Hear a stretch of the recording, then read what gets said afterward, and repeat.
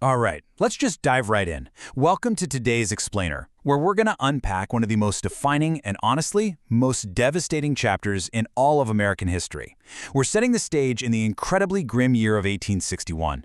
This was the year the United States literally went to war against itself. For 4 brutal years, Americans fought Americans. We're talking brother fighting brother. Cities were absolutely destroyed, and entire armies vanished into smoke and blood. 600,000. That's a massive number. When the guns finally fell silent, more than 600,000 Americans, and historians think it was possibly substantially more, were dead. To put that into perspective, that's roughly 2% of the entire American population at the time. If you scale that up to today's population, you'd be looking at millions of people. It's this catastrophic human cost that's kind of difficult for our modern minds to even wrap around. The sheer scale of destruction left a permanent, gaping scar on the nation. So you really have to ask yourself, why did the United States collapse into a civil war in the first place? To really understand this, we have to look at one deep generational issue that had been fracturing the country for decades. And that issue, of course, was slavery. You see, this wasn't just some casual political disagreement. It was a fundamental divide that was violently pulling the nation into completely different directions. Act 1. The Fracture. By the mid-19th century, it's like the North and South were operating on completely different planets. Up north, you've got an economy just racing toward the future, totally transformed by industry. We're talking new factories popping up, railroads expanding everywhere, and these rapidly growing cities. But you look down south, and it's a completely different story.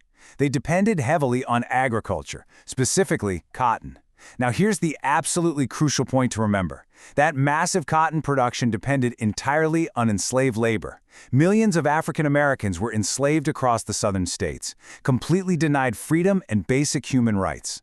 For southern slaveholders, it wasn't just about money, you know? It was the bedrock of their wealth, their political power, and their entire social order.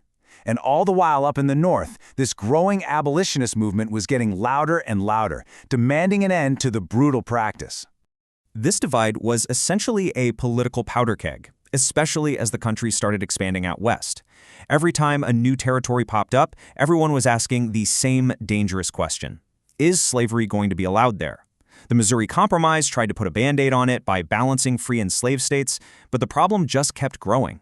By 1854, the Kansas-Nebraska Act let settlers themselves decide on slavery, and man, the result was just pure, terrifying violence in what became known as Bleeding Kansas. Then we hit 1860. Abraham Lincoln wins the presidency. Now, while he didn't initially campaign to just abolish slavery where it already existed, he was firmly against it expanding. Southern leaders absolutely panicked, terrified for the future of their entire system. South Carolina seceded, a bunch of others followed right behind them, and they formed the Confederate States of America. Finally, on April 12, 1861, Confederate forces attacked Fort Sumter. Just like that, the Civil War officially began. Act 2. The Fire. Going into this whole thing, the advantages were, frankly, starkly mismatched. If you look at it on paper, the North possessed enormous, overwhelming resources. They had a way larger population, more factories, extensive railroads, much deeper pockets, and a really powerful navy. But, as we all know, wars aren't won just by having a better spreadsheet of supplies. The Confederacy had incredibly experienced military leaders, a super strong military tradition, and this massive psychological and tactical advantage of fighting defensively on their own familiar territory. And the early battles proved exactly that. Look at Bull Run, where Confederate forces completely routed Union troops. It sent a very clear, very bloody message right off the bat. This was going to be a brutal struggle of endurance, and there was no way it was ending quickly. So facing down this harsh reality, the Union had to come up with a massive, long-term strategy. Think of it like a continental chess game. Step 1 was clamping down with a strict naval blockade on southern ports.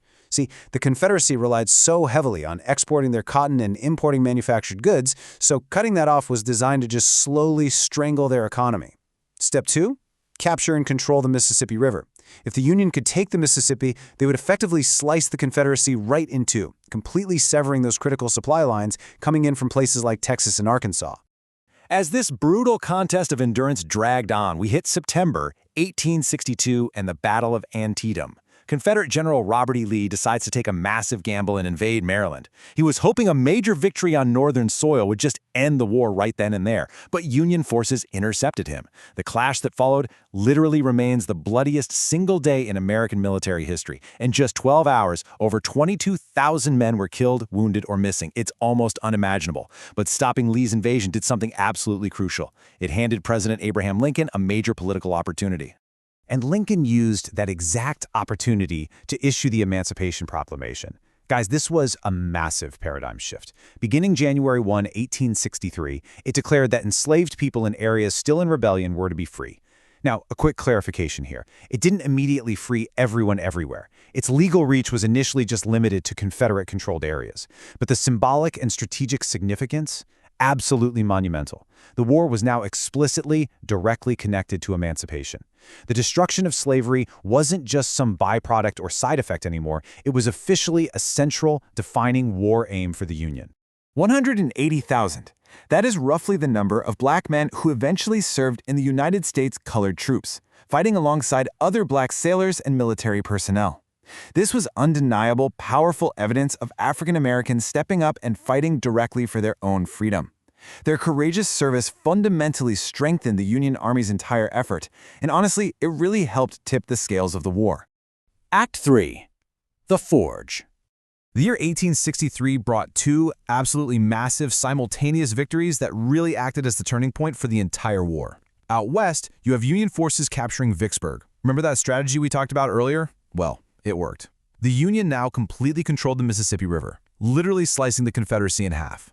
Meanwhile, over in the east, Robert E. Lee gambled on invading the North again, which led to this massive three-day bloodbath at Gettysburg in Pennsylvania. Lee was decisively defeated there and forced into a retreat back to Virginia. So when you put Vicksburg and Gettysburg together, it marked an undeniable shift. Sure, the Confederacy could definitely still fight, and they did, but their actual chances of securing an outright victory had drastically shrunk.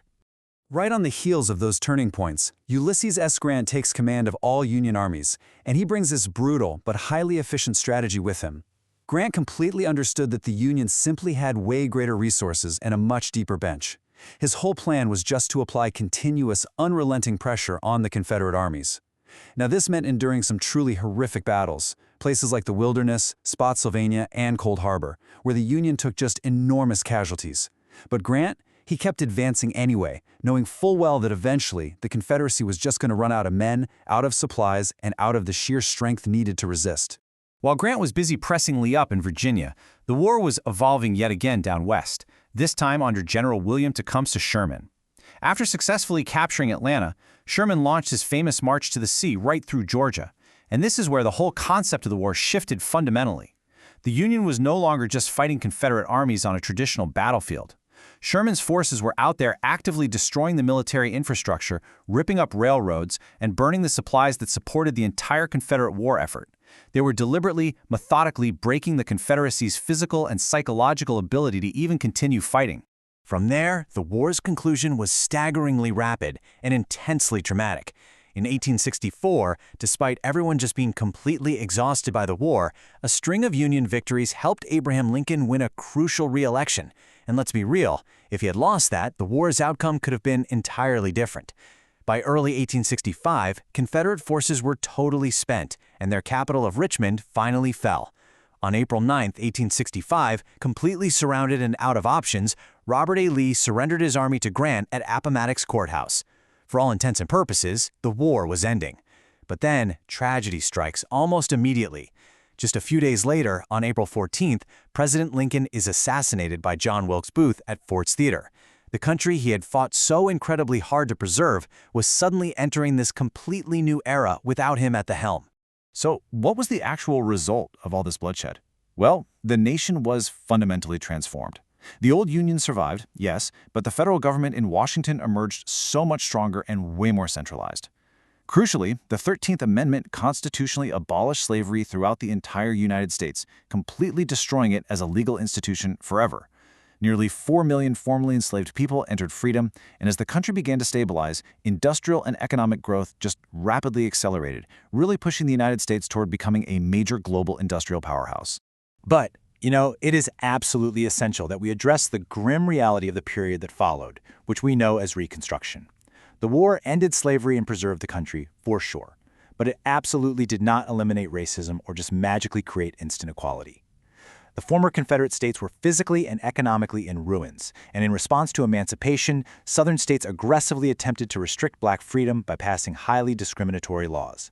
On top of that, white supremacist organizations used terrible, systemic violence in an attempt to restore their racial control. Millions of formerly enslaved people were legally free, yes, but they were facing enormous, deeply entrenched obstacles right out of the gate.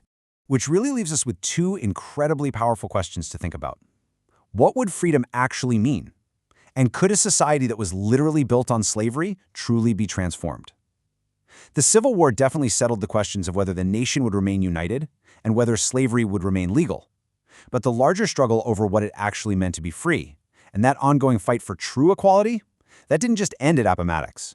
It continued to shape American history long after the guns fell silent in 1865. And in a lot of ways, it still profoundly shapes the nation we live in today. Thanks so much for joining me on this explainer, and keep asking those big questions.